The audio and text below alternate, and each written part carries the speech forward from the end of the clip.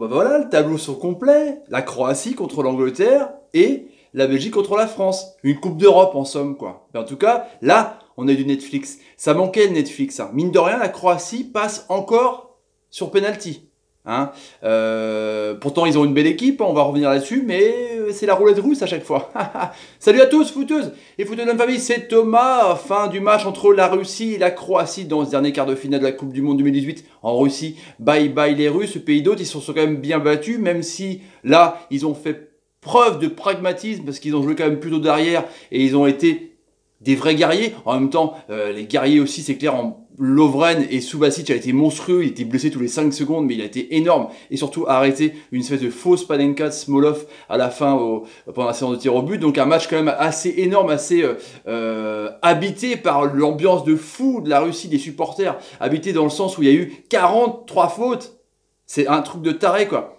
28 fautes de la part des Russes, 15 fautes de la part des Croates. C'est un match quand même super engagé. Pourtant, que 4 cartons jaunes, donc l'arbitre a su bien gérer. En tout cas, c'est un match assez haché parce que les équipes se sont vraiment bataillées de dingue. Même si les Croates ont quand même eu le possession de ballon. Hein, c'est quand même 65-35. Voilà, 730 passes à 400.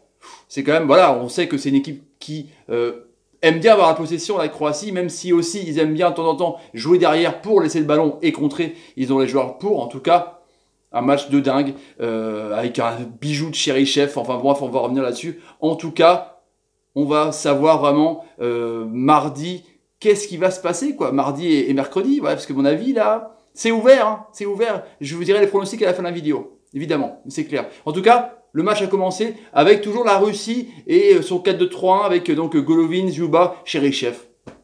Hein, 4e but. Il a été magique. Il a vraiment enchanté cette Coupe du Monde avec ses dribbles, ses crochets, sa frappe de balle. Il est incroyable. L'ami Samedov aussi, il est assez intéressant. Zomnin, que j'ai toujours adoré dans le milieu de terrain. Koudzaïev. Je vais pas dire que c'est triste de quitter ces Russes, mais mine de rien, beaucoup disaient qu'ils étaient un peu surcotés, un peu bizarrement bons, hein, vous voyez ce que je veux dire, avec une potion bizarre en poule, mais ils ont quand même montré que quand tu reçois une Coupe du Monde dans ton pays, elle est pas mal organisée, les stades sont beaux, les ambiances sont quand même assez intéressantes, on voit quand même de la télé, vu de la télé que c'est assez la fête quand même, et puis l'équipe elle a montré avec du cœur que tu pouvais aller loin. Et il y a quand même des bons joueurs, il y a une défense solide. En tout cas, la Croatie avait clairement décidé de faire un peu moins défensive avec donc Rakitic, Modric et Kramaric en numéro 10 avec Perisic, Mandzukic et Damir Rebic, où d'ailleurs on a vu que ça jouait beaucoup sur son côté, peut-être une faiblesse du côté russe justement, mais en tout cas ça bougeait vraiment, c'est passé vraiment du côté de Rebic dans les centres. Il y a eu beaucoup de centres, 38 centres. Bah, est-ce que, mine de rien, encore les boîtes de nuit, hein, les box, comme les box suédoises, les boîtes de nuit suédoises avec les Anglais, bah là, il y a les boîtes de nuit russes avec les Croates, parce que à t'enfermer dedans, tu prends des coups avec coup de pof, avec Inajevic, aussi le vétéran le plus vieux hein, de cette Coupe du Monde, mais c'est un truc de ouf. En tout cas, on a vu directement le pied sur le ballon et des problèmes pour la Croatie pour régler un peu la ligne de mire. Hein. Franchement, parce qu'il y a eu le premier corner de Rebic et une tête de l'ami Mandzukic au-dessus. Après, il y a eu une tête de l'ami Lovren au-dessus. Ils avaient vraiment du mal. Je me suis dit, tiens, c'est bizarre. Ils n'ont pas envie de marquer, les mecs. Franchement, ils dominent. Ça circule bien. Modric au milieu de terrain, Rakitic, c'est quand même énorme. Vous imaginez quand même. Les mecs, ils jouent dans 2 des plus grands clubs du monde. Ben voilà quoi, Modric est peut-être un des meilleurs milieux de terrain, 8 perceurs de ligne du monde. Rakitic, c'est un monstre fini. Après, il y a eu Perisic aussi qui a fait une tête au-dessus sur un magnifique centre. Voilà, tu dis qu'ils ont du mal. Et du coup, à force d'avoir du mal, à force de tirer comme ça, avec donc 13 tirs, ils ont aucun cadré. Jusqu'au but de Kramaric, égalisation, c'était leur premier tir cadré. Ils ont cadré que 3 tirs, les Croates, sur 18 tirs.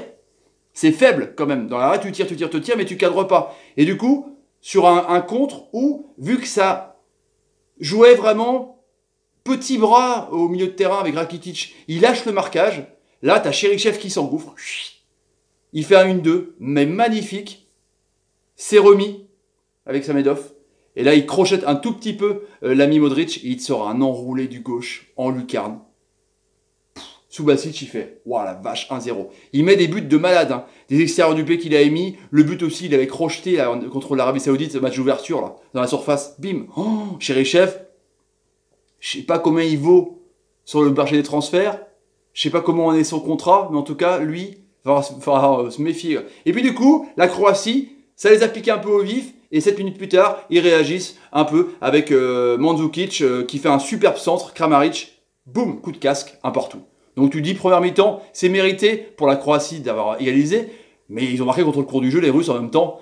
C'est comme ça qu'on les connaît, ils ont des joueurs fantastiques avec des individualités fantastiques, et c'est comme ça. Et du coup après, on a vu Kramaric très bon, deuxième tir cadré sur une bicyclette. Les mecs, ils sont carrément en panne d'inspiration, et du coup, ils font une bicyclette pour cadrer leur tir. Après, il y a eu ces magnifiques transversales. Hop, Kramaric contrôle, il fait un centre, et Perisic, dans la surface, la défense elle est complètement, vraiment aux abonnés absents, la défense russe, elle panique complètement, Perisic attend la première prise de volée, poteau. Pas de bol, tu dis que c'est quand même compliqué. Seule réaction, c'est une tête de Djuba sur un corner. Mais Djuba, on l'a pas vu beaucoup en point de fixation, là. En même temps, il jouait assez bas, les Russes, même si 400 passes, en même temps, il y a les prolongations dans ce chiffre, c'est un peu tronqué, mais... Ils arrivent quand même à rester bien en bloc, mais pas refuser complètement le ballon. Quand ils le prennent, ils tournent, mais ils attendent. Ils attendent les failles, comme par exemple la faille sur Rakitic qui perd le duel et où Chérichev a marqué son super but. Et du coup, on voit que les Russes poussent un tout petit peu quand même, parce que les Croates, ils sont un peu pâteaux, parce qu'on voit pas comment ils vont faire la décision, quoi. Et du coup, il y a une tête d'Erokin, pareil, qui passe au-dessus de la transversale. Et la défense russe, après, elle est héroïque. La défense russe, elle renvoie tous les ballons de la tête, énormément. Et dans l'autre sens aussi, pareil, ça pousse à la fin, on dirait que ça va craquer. Subasic se blesse en tombant, on croit qu'il va sortir, il reste, après il retombe, enfin, il n'y avait plus de changement. Donc tu te dis, Subasic, s'il sort, c'est la folie, parce que si ça va finir au penalty, perdre un gardien comme ça, en plus il te fait un arrêt au penalty. Donc heureusement dans le lot que c'est comme ça. Du coup, prolongation, pas grand chose à dire en prolongation, à part un petit échange, un petit contact quand même. Il y aurait pu avoir variole entre Smolov et Lovren, mais l'arbitre il a rien dit. Bon, la variole, par ses temps, si, dans les matchs à élimination directe, elle est pas dingue. Franchement, elle est pas dingue. Après, il y a eu une tête sur un corner de Modric, et là, Vida, poum, coup de casque. Il y a beaucoup de coups de casque aujourd'hui, hein. Il y en a eu 2 en Angleterre, et là, il y en a pareil, eu 2 ici, quoi. On voit que bah, ça se passe comme ça, quoi. Même Vida, d'ailleurs, prend un jaune parce que il fait une tête de ouf. On voit qu'il fait une tête un peu de façon un peu bizarre, quand même, quoi. Mais bon, on voit que quand ça se passe pas dans le jeu ou dans la possession, ça passe par coup de pied arrêté. Et c'est bien que des équipes qui veulent viser le titre arrivent à aussi fonctionner autrement. C'est ce que les Anglais ont fait. Là, on voit que les Croates arrivent aussi sur coup de pied arrêté. C'est intéressant. Du coup, bah là, on voit que c'est terminé. Subasic gère. Il se refait mal en retombant ou il se cut sur une sortie aérienne. Tu vois que ça a l'air d'être assez bien pour la Croatie. Et là, la Russie pousse avec son public. Ça pousse. Vida, un défenseur central, marque, on est d'accord. Et du coup, c'est un autre défenseur, mais latéral cette fois-ci, sur un magnifique coup franc. Un peu à la manière de Varane et Griezmann, où l'ami Fernandez vient couper, et là, 2 partout. Et là, bah voilà, c'est comme ça, hein. À force de pas marquer, concrétiser tes actions, bah du coup, tu fais avoir sur coup de pied arrêté. C'est vraiment la journée de coup de pied arrêté. Et là, il se passe pas grand-chose, penalty. Et là, c'est marrant parce que Subasic est peut-être un peu en tête. Akinfeyev, c'est un très bon gardien, mais Subasic, il a été bon justement contre le Danemark. Et là, tu te dis, il y a quand même une pression. Et ça s'est vu direct. Smolov, il fait une panenka, mais complètement cuté. Et là, il a le temps de l'arrêter, Subasic. Après, donc, ça enchaîne. Et Modric fait du bol, un tir vraiment où ça tombe, hop, l'équerre, paf, ça marche. Bon, c'est comme ça. Ensuite, Fernandez, le buteur, il fait un tir de mini-pouce, complètement à côté. C'est n'importe quoi. Poum! Là, il s'en veut, parce que il marque l'égalisation pour les pénaltys, et c'est lui qui se loupe dans les pénaltys. C'est bizarre, quoi. Enfin, franchement, c'est bizarre. Et après, Kovacic aussi se loupe, c'est bien arrêté par Akinfeyev, mais du coup, après, bah, voilà, il y avait un truc d'avance, et il gagne 3-2, parce que Rakitic marque son dernier but, quoi. Et c'est bizarre parce que vu de la télé, cette séance de penalty s'est passée un peu, je sais pas si c'est bizarre, on a pensé que c'était une séance de penalty un peu de folie, quoi. Je sais pas s'ils avaient coupé le son, ou alors c'est Omar Da Fonseca qui parlait trop, mais c'était bizarre. On sentait un peu que ça devait se finir, quoi, en tout cas. Voilà, les Russes ont fait ce qu'ils pouvaient dans une ambiance de fou, dans un super mondial de taré. Sont passés juste à chaque fois, hein, contre l'Espagne. Bah là, ça aurait pu passer aussi. Voilà, donc on voit que c'était peut-être à chaque fois trop compliqué pour eux. Mais bon, ils ont fait ce qu'ils ont pu. La Croatie, je ne sais pas comment ça va se passer contre l'Angleterre, parce que peut-être qu'ils vont laisser le jeu aux Anglais et contrer, ou alors l'inverse. En vrai, ça va être un combat assez intéressant, avec un 4-2-3-1 et un 3-5-2. Je sais pas trop. En tout cas, ça reste ouvert de dingue, et cette Coupe du Monde est quand même fantastique, parce que les Croates auraient pu sortir ce soir. Ça, c'est clair. Voilà, les amis, pour le débrief du soir, une Netflix de dingue, bah ouais.